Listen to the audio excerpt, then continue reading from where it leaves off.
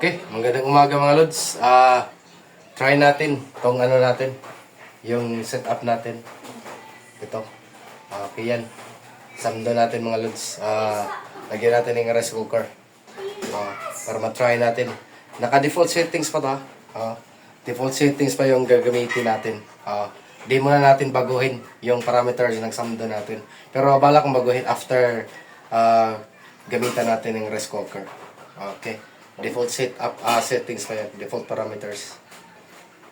Okay. Try natin na lutuan natin ng ano. Gamitan natin ng rice cooker mga lods. Yung setup natin na Samdon Trojan na pure sine inverter. 48 volt system mga lods. Ito. Wolong yung gamit natin. Okay.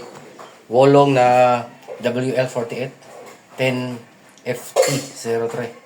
O ibig sabihin, WL 48 volts and then 100 EH na wolong. Okay mga lods. Try natin. Battery yung gamitin natin mga lods. Kung gagana ba yung ano, yung rice cooker natin. Hindi ba warning. Kasi dito sa inverter natin na 12 volt system, di kaya yung ano, rice cooker. Nagwa-warning. Iwan ko lang kung dito. Kung kaya pa mga lods. Try natin. Okay, medyo makalat pa mga lods. Kasi kagagaling ko lang. Nagasimbol nito. Try natin yung ano, yung battery natin. Baterya natin. Kung wala bang ano, error na message. Okay. O yan mga lods. Ginamitan natin ng ano, yung rice cooker na yan. At saka yung load ng rice cooker natin is umaabot ng 689. Yun. 689. Yung drop ng voltage kanina 50. Nagiging 49.6.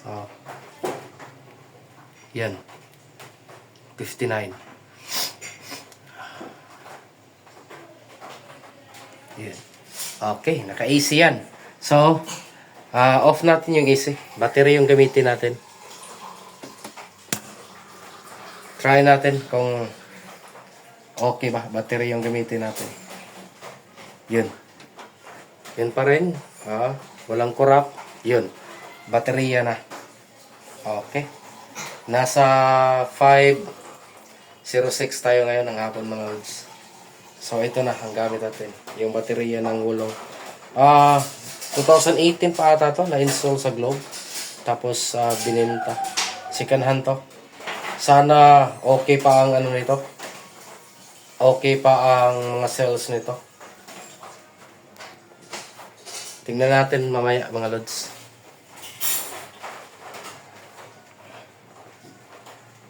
Walang uminit. Okay. Goods na goods mga lods. Yan. Okay. Yan o. Ibig sabihin battery. Pag green, grid yan. Yun. Okay. Gumana mga lods. Walang problema. Ang 600 plus na load.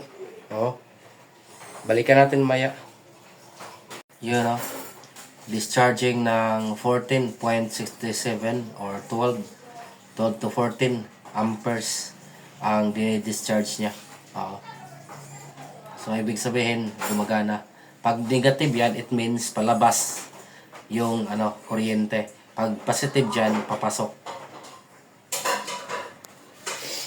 Yan mga lods. Naka-default pa yan yung parameters nito. Tingnan nga natin. Function. Long press hanggang makita yung D3. Yun D3. D3 lang tayo. Kasi yung D1 pang ano yun, parang UPS mode. Pag may ECN ka.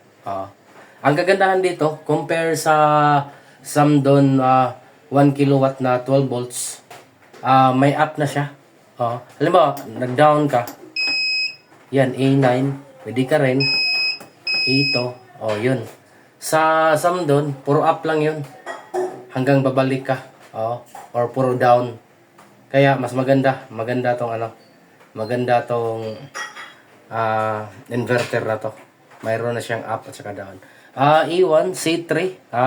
For AC mode yan. Charging current yan. And then, A2. Ayan. Yung A2 na yan, 56.8 ang A2 natin. Okay. Isit ko yan mamaya yung A2 mga lods.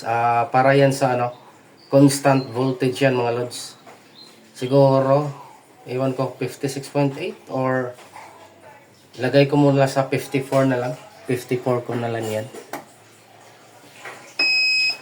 54.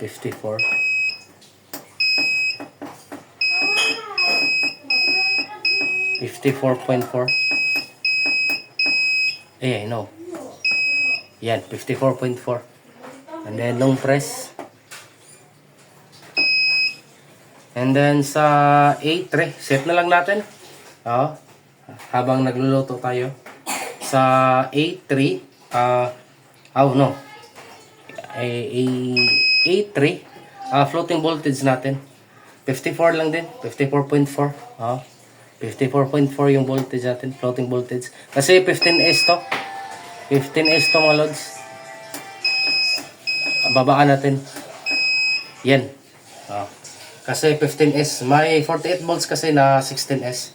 Pero yung sa atin ngayon, 15S. Kaya 54.4. Okay. Sa A4, low voltage protection. 40 o 42. Pwede na. 40 or 42. 14 lang. Pwede na siguro. No. 40 na lang. Yan. 40.8 o 40.5. 40.4. O yan. And then sa E5, di na natin anuhin yan. Di natin galawin yan. E5.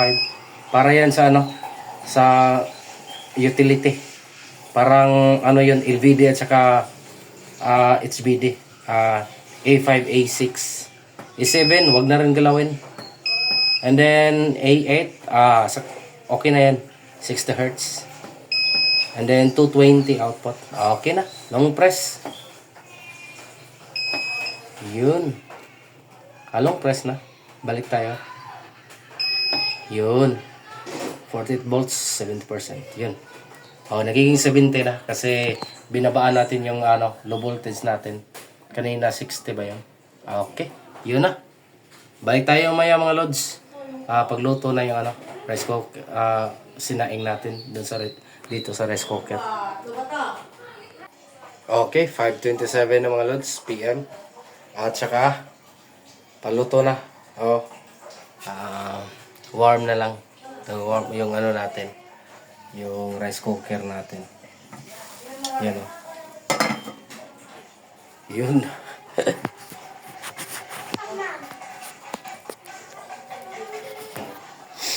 Okay. Then tingnan natin ilang wattage na ba. Paluto na. Bumababa to. Yun. 35 watts na lang. Baterya pa rin. Yung natin. Gumagana dito. Kasi naka-off na yung na-off na natin yung ito. Kahit tanggalin natin ito. Yan. Tanggalin natin yan para wala nang display. Ito. Kanina nag-display pa yun. Kasi nakasaksak. Kahit nakababa na yung AC breaker. Yun.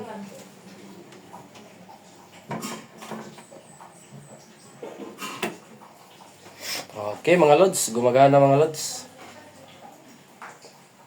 Perfect. Kayang-kaya yung 680 plus na wattage. Yun mga lods. Kayang-kaya yung 600 plus na wattage ng ating Samdon 48 volt system. Okay. Hanggang next video natin, try tayo ng ibang ibang appliances. And then try natin i-charge kung magdadagdag ba ng baterya sa ginawa nating charger system natin. 15 ampere na charging system. Di ko na nilakihan yung ampere. Hanggang 50 na lang para hindi masyadong uminit yung mga wires. At saka pwede tayong gumamit ng maliit na wires nasa likod. Okay mga lods, maraming salamat kung nakarating kayo dito sa puntong sa video natin. Paki-like naman at saka subscribe sa channel natin mga lods. Okay, maraming salamat. Bye bye.